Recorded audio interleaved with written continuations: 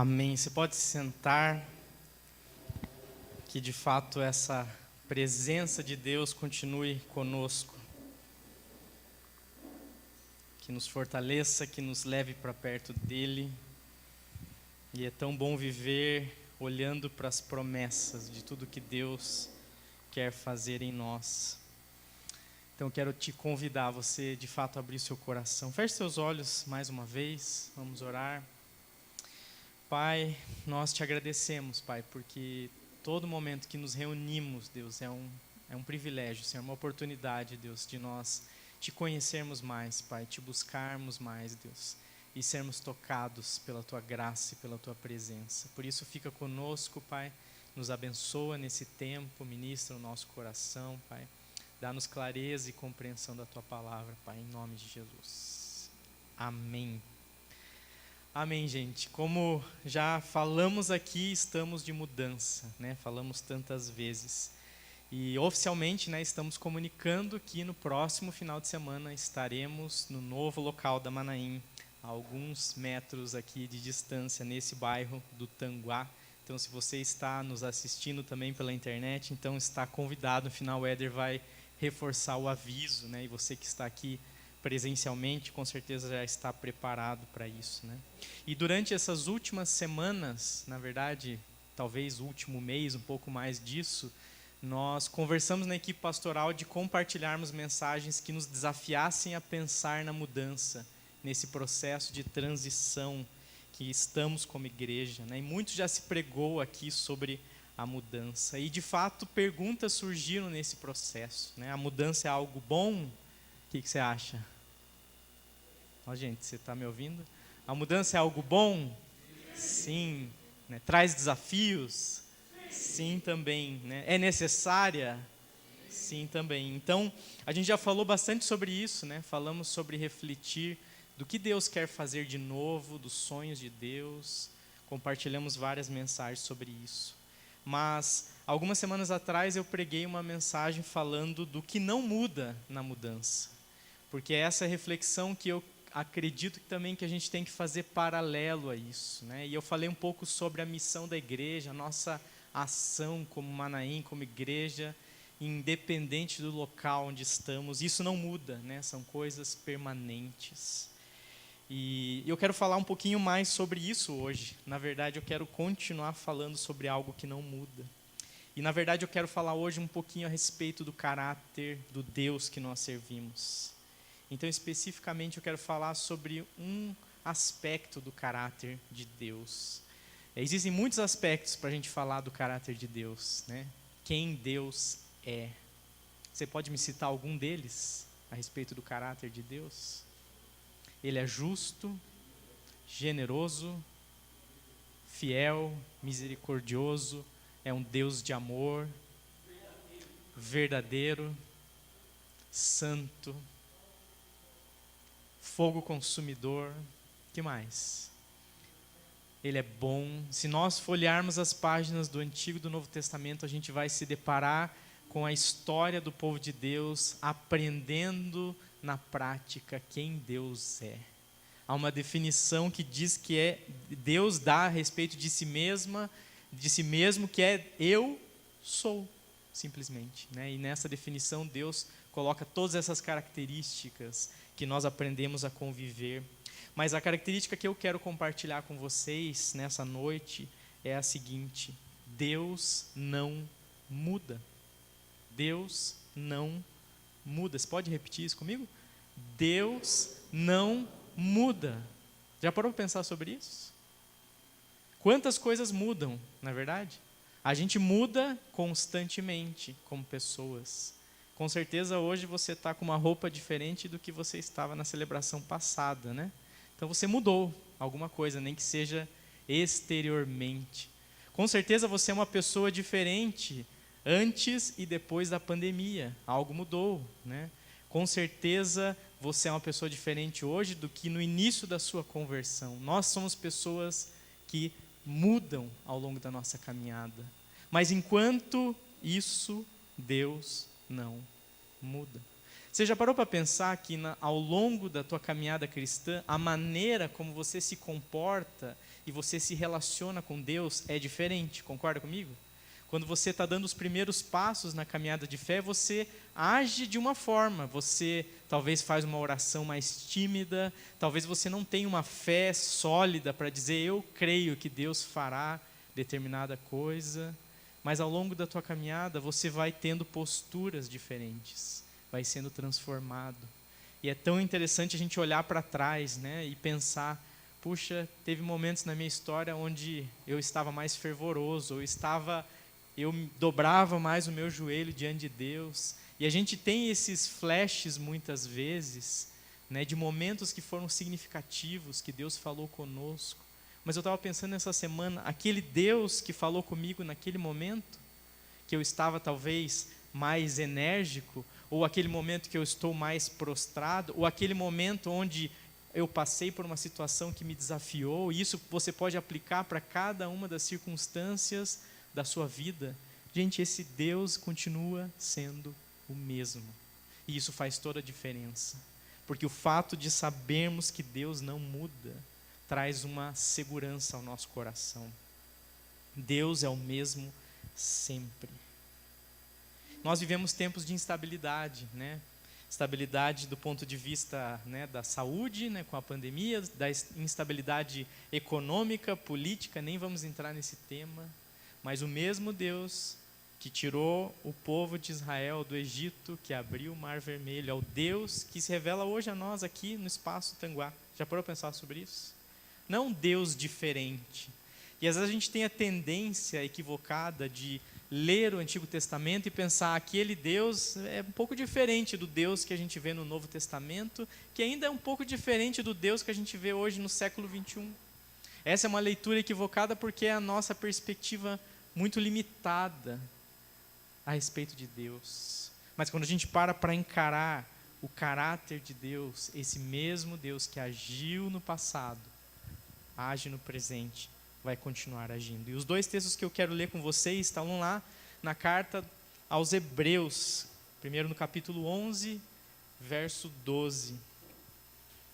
Hebreus 11, verso 12, apenas uma parte do versículo, uma declaração que diz assim: mas tu és sempre o mesmo, e a tua vida não tem fim.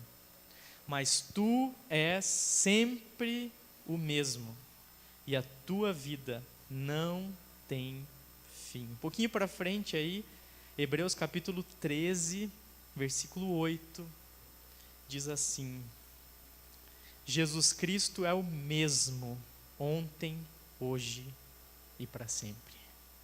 O que muda? Sabermos que Deus não muda. O que muda em nós, na nossa perspectiva? Saber da constância de Deus. Não é bom ser constante, gente? Sim ou não? É bom ou não? Quem gosta de constância na sua vida pessoal? Ó, alguns tímidas mãos, né? Aqueles que não levantaram são da turma da inconstância, é isso? Ou porque, quem sabe, não conseguiram alcançar a constância, ou esse é um alvo difícil. É bom a constância, né? É bom a gente saber que a gente tem uma rotina, é bom a gente saber né, ter as coisas organizadas. Mas, de fato, é desafiador quando as circunstâncias ao nosso redor tiram essa constância de nós. Mas saber que Deus continua constante precisa fazer toda a diferença na minha e na sua vida. O próprio Deus fala a respeito dessa característica do caráter dele, lá em Isaías 48, 12, ele diz assim: dá-me ouvidos, ó Jacó, e tu, ó Israel, a quem chamei. Eu sou o mesmo, sou o primeiro e também o último. Deus fez questão de dizer: eu sou o mesmo, o primeiro, que estava antes de todas as coisas, o último, aquele que estará na concretização de todas as coisas, conforme a gente cantou aqui. Esse mesmo Deus permanece. Ainda lá em Malaquias, Deus vai falar no capítulo 3, verso 6: eu sou o Senhor e não mudo. Não mudo. Ele é constante. E isso deve mudar a maneira como a gente enxerga a vida, as circunstâncias, as lutas que nós passamos, porque o mesmo Deus que agiu no passado continua agindo hoje no presente, nas situações da nossa vida. A gente enfrenta lutas, não enfrenta, gente? Sim ou não? Quem aqui está passando por alguma luta? Não precisa dizer o que é, mas levanta uma mão. Às vezes é na área da saúde, às vezes é na área do relacionamento, do trabalho, das finanças. Se eu for alistando todas, com certeza todos, alguém vai levantar a mão em alguns desses itens, concorda comigo? Porque a vida nesse mundo, ela traz desafios, e por isso a gente não pode viver sem Deus. Então, se você entrou aqui nessa noite, você está distante de Deus, quero te dizer, você não pode viver sem Deus, porque não tem como. Porque o testemunho de todos aqui é, nós precisamos e nós carecemos de Deus. Por isso que a gente canta e levanta a voz a Deus, e até se emociona, né, Cris? Diante da presença de Deus, porque a gente é dependente desse Deus. E um Deus que a gente pode confiar, um Deus que nos ama, um Deus que é misericordioso, um Deus que é cheio de graça, um Deus que fez questão de dizer, fica tranquilo, eu não mudo. Eu continuo sendo o mesmo Deus. Lembra daquilo que eu fiz lá na tua história? E alguns têm o testemunho de vida de muitos anos atrás, e Deus tirar de uma situação de trevas, né? Talvez a cura de uma doença, talvez a libertação das drogas, enfim, situações opressoras na família. Cada um tem a sua história, e Deus nos tirou de tantas circunstâncias. E por que muitas vezes a gente duvida da ação de Deus hoje? A gente vive tempos onde cada vez mais as pessoas querem depender de si mesmas. Gente, se você entra na internet, você vê algumas coisas que as pessoas falam aí. Você precisa fazer, depende de você. Nós vivemos num mundo onde está dizendo que Deus não é necessário. E muitas vezes nós cristãos estamos sendo contagiados com isso. Porque a gente pensa em Deus quando? Agora domingo às 6:30, né? E daí passa daqui, a gente esquece. Talvez a gente lembra quando a gente lembra que tem a nossa célula, né? E a gente precisa orar, e a gente precisa entregar. Mas, gente, Deus faz parte de cada momento da tua vida e da tua história. É desafiador, porque a gente tem a nossa parcela de responsabilidade na nossa vida. Mas se Deus não está agindo, a gente não tem perspectiva positiva diante dessas lutas. Mas se Deus está de fato agindo, e Ele está, quando nós abrimos nosso coração, quando nós permitimos que Ele mexa em nós, então o poder dEle, gente, não mudou, a graça dEle é a mesma, o amor de Deus, a sua soberania. Sabe aquela pergunta que as pessoas fazem, onde está Deus? Eu fico tão triste quando eu escuto essa pergunta, porque se você não consegue ver Deus na história, alguma coisa está muito errada. Um mundo sustentado com tanta maldade, tantos problemas, e ainda estamos aí. O mundo não sucumbiu. A complexidade da vida, para o teu organismo estar funcionando, quantas coisas precisam estar acontecendo, né? O pessoal aí da área de saúde, né, Bárbara? Quantas coisas precisam estar em harmonia para você estar respirando, seu coração estar batendo, as funções do seu organismo estarem acontecendo. Como que a gente pode negar a presença e a existência de Deus diante de tudo isso?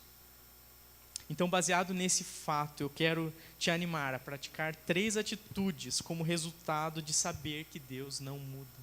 E eu quero te convidar a você aplicar na tua vida. Eu não sei qual luta que você passa, eu não sei qual é a circunstância adversa que você passa, mas Deus sabe, e você sabe. Então, se você praticar essas verdades baseado nisso, você pode enfrentar cada uma dessas situações. E, em primeiro lugar, Ele não muda, então confie. Ele não muda, então confie. Quantas vezes a gente tem dificuldade de confiar em Deus? Gente, eu não estou falando para um grupo de não cristãos, estou falando para a igreja de Jesus. Quantas vezes há incredulidade no nosso coração? Quantas vezes há falta de fé? E, gente, eu não quero trazer nenhum tipo de condenação. Eu estou falando como se estivesse falando para mim mesmo. Agora tem a câmera, né, que parece que bate e volta mesmo. Né? Estou falando para algo que está na minha frente. Esse é o desafio de cada um de nós, confiarmos em Deus. Sabe um cara que teve um desafio grande de confiar em Deus? Na Bíblia, Jó. Você conhece a história de Jó? Jó era alguém temente a Deus. Jó não era um ímpio. E aconteceu o que aconteceu a Jó. O que aconteceu a Jó, gente? Você pode resumir em uma frase? Perdeu tudo. Você já perdeu tudo alguma vez na vida? Algumas pessoas entre nós às vezes perdem tudo. Às vezes é por conta das suas más escolhas. Não é verdade? Mas Jó não fez más escolhas para perder tudo. E havia um propósito de Deus. E havia uma aprovação para que o caráter dele fosse de fato aprovado. Se você ler o livro de Jó, você vai ficar tentando se colocar de algum lado. Alguns se colocam do lado de Jó nas suas justificativas, outros do lado dos amigos de Jó, que de certa forma falam certas verdades, mas no fundo estão acusando que Jó, você é o culpado, você está em pecado, esse é o problema. Existem algumas teologias por aí, em algumas igrejas, em algumas realidades, que tentam fazer com que a pessoa ache que tudo que acontece de ruim na vida dela é consequência do pecado.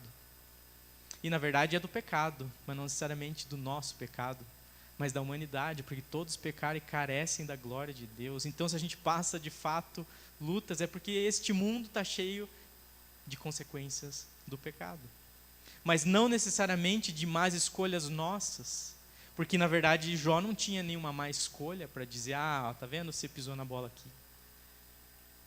Mas o desafio de Jó foi o quê? Manter a sua confiança em Deus.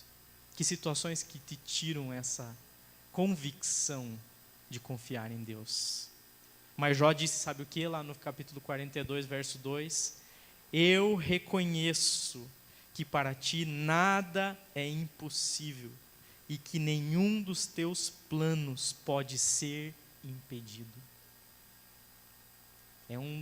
Está lá no final do livro de Jó, essa declaração. Para mim é uma declaração de fé, de dizer para Deus, Senhor, eu reconheço, para o Senhor nada é impossível. Reverter situações é moleza para Deus. Para nós é algo inimaginável.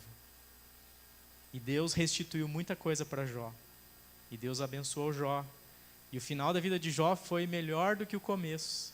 Passou por uma perda que com certeza continuou doendo, e um luto, e um buraco no coração, mas Deus o abençoou, e ele pôde declarar, nenhum dos teus planos pode ser impedido, e entender até naquela circunstância adversa, a ação de Deus.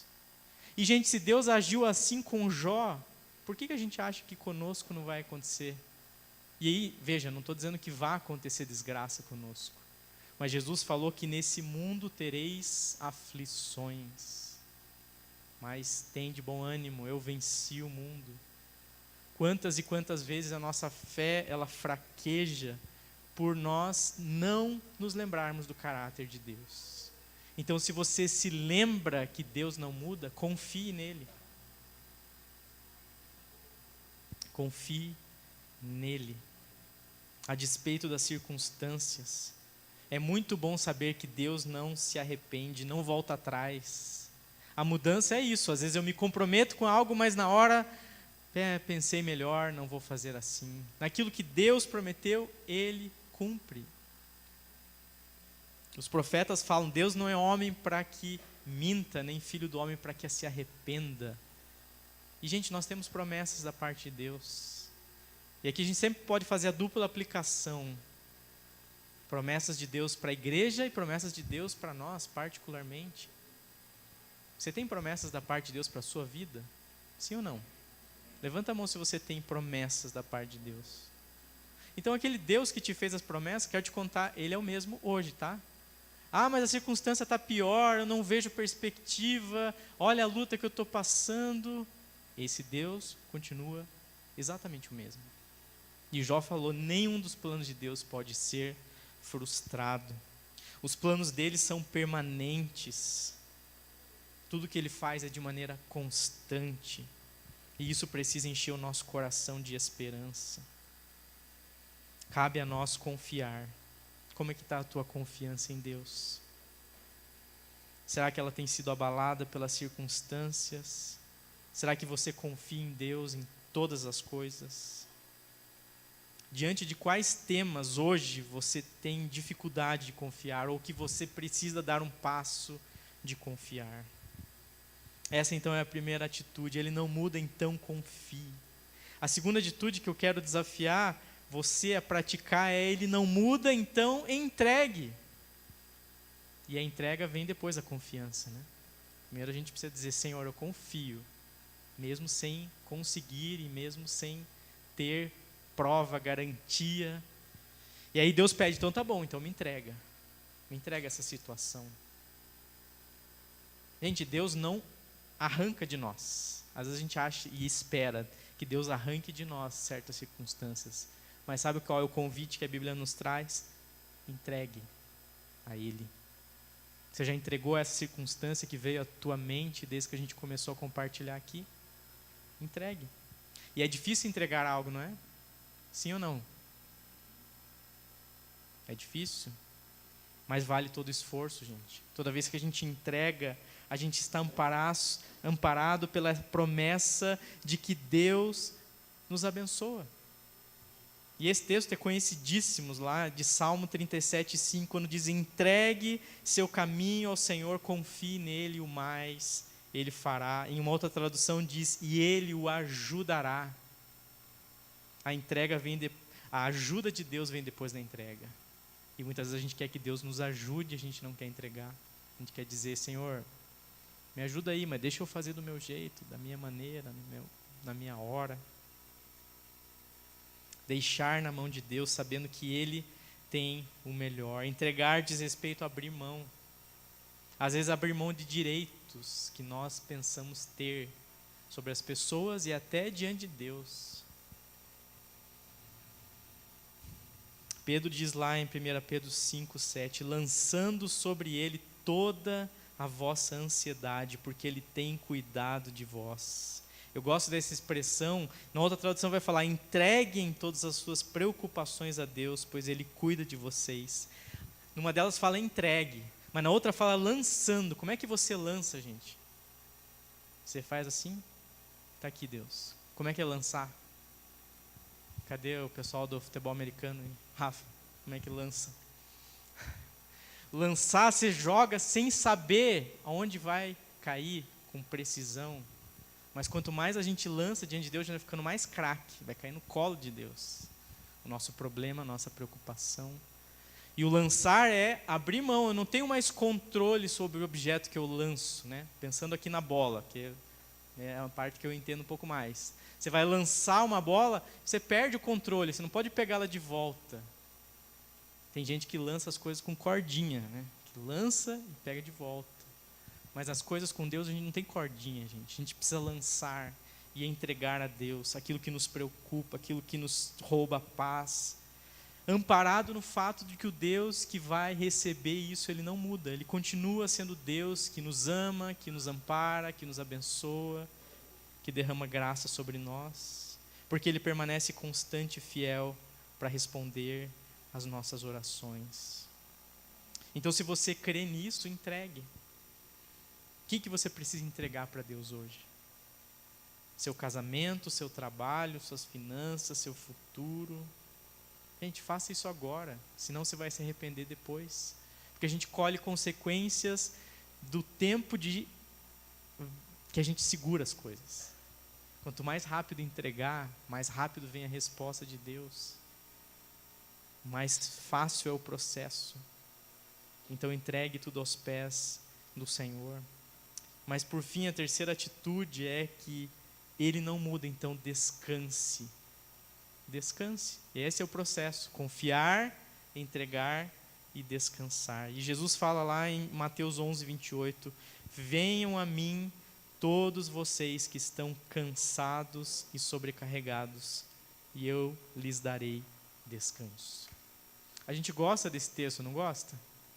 E a gente, você vive tempos de cansaço, sim ou não, gente? A gente está chegando no final de um ano Com certeza, cada um tem muitas atividades. A gente vive em dias frenéticos, onde você tem trabalho, família, ministério, ocupações diversas. Tem uns que têm 2, 3, 4 trabalhos. A gente vive tempos de cansaço. Então, de fato, ouvir uma palavra de descanso é muito bom, né? Mas sabe quando que é a perspectiva aqui? Quando a gente vai para Jesus. Não dá para descansar no meio do turbilhão. Não dá para descansar 5 minutinhos. Quando a gente vai a Jesus é no tempo dele. Já parou para pensar sobre isso? A gente quer descansar em Deus e a gente quer dizer, Senhor, ó, só que eu tenho 15 minutos para esse descanso acontecer. Ou a gente precisa ter resposta em 3 dias. Ou a gente precisa que o Senhor faça algo agora. Porque é esse o mundo frenético que a gente vive e a gente é influenciado por isso. Mas quando a gente vai a Ele, Ele nos promete descanso. E vai a Ele é quando a gente confiou e entregou e fica esperando. Sabe aquele descanso que não tem hora para terminar? Você vai dizer, não sei, mas você deveria ter. Que a gente é desafiado pela própria maneira como Deus criou todas as coisas e ter um dia de descanso durante a semana, né? E com certeza você deveria ter férias do seu trabalho e até do ministério, né? Mas você precisa ser proativo nesse processo. E você precisa desejar. Mas a gente tem dificuldade de descansar, né? Já parou para descansar e não descansou? Quantas vezes que a cabeça não para, as preocupações no coração, as responsabilidades, os compromissos. Mas saber que Deus não muda, Deus não tem pressa para você ir resolver. Se Ele falou para descansar, então descanse. Porque a gente quer fazer com que as coisas sejam no nosso tempo, né? E entra aquela coisa do Cronos, que é o tempo deste mundo, e não o Kairos, que é o tempo de Deus. E a gente quer que o Kairos se enfie dentro do Cronos, para a gente saber, então é 3 dias, então tá bom, vou esperar 3 dias pela resposta de Deus. As mesmas instruções sobre descansar em Deus e esperar nele que os personagens bíblicos receberam valem para nós hoje. Pois o mesmo Deus que agiu no passado é o mesmo hoje, e Jesus é o mesmo ontem, hoje e eternamente. E Jesus falou para que os discípulos não ficassem com o coração agitado, mas descansassem nele.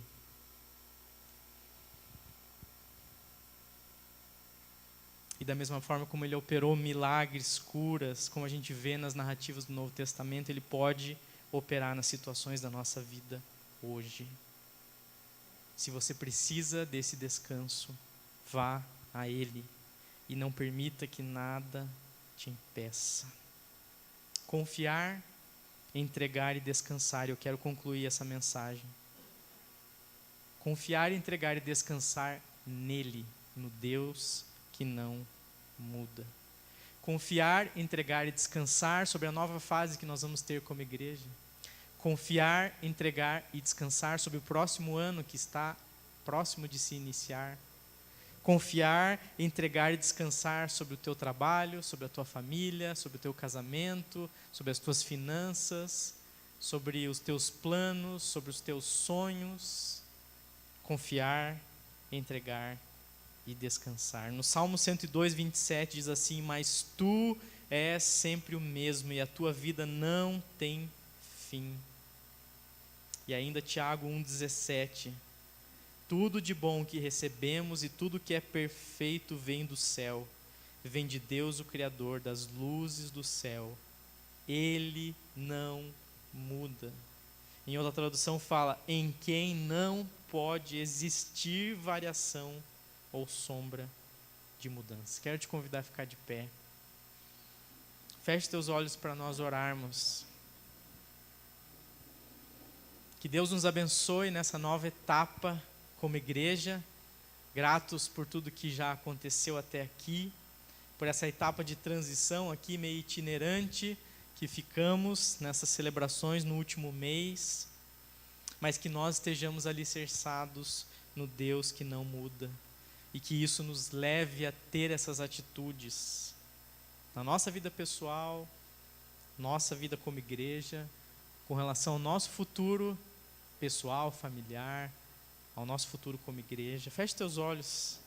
Eu não sei qual situação te vem à tona, qual é o que você consegue aplicar essa palavra hoje, mas eu quero orar para que Deus fale com você e que você tenha essas ferramentas para lidar com as circunstâncias desafiadoras e para tempos de mudança alicerçados no Deus que nunca muda. Pai, em nome de Jesus, Senhor, nós te agradecemos por essa palavra, Deus, pela verdade desse caráter do Deus a quem servimos, Pai. Deus, eu quero abençoar cada um dos meus irmãos e irmãs aqui nessa noite, Pai. Deus, eu oro para que cada um consiga praticar essa palavra tão simples desses 3 atos, mas que são tão desafiadores para nós nesses dias, Pai. Nos ajuda, Senhor. Dá-nos da Tua graça e misericórdia para confiarmos, para entregarmos e para descansarmos, Pai. O Senhor conhece cada coração, o Senhor sabe qual é o desafio de cada um de nós, o Senhor também conhece o nosso desafio como igreja, por isso nós queremos orar e pedir que o Senhor possa falar conosco, que o Senhor possa nos abençoar, ministrar no nosso coração, e que a Tua vontade, Deus, os Teus planos que nunca são frustrados, como disse Jó, se cumpram de fato na nossa vida e em nós enquanto igreja, Pai. Nessa nova etapa, mas por toda a nossa vida e história, Pai, em nome de Jesus. Amém, amém, que Deus te abençoe. Éder.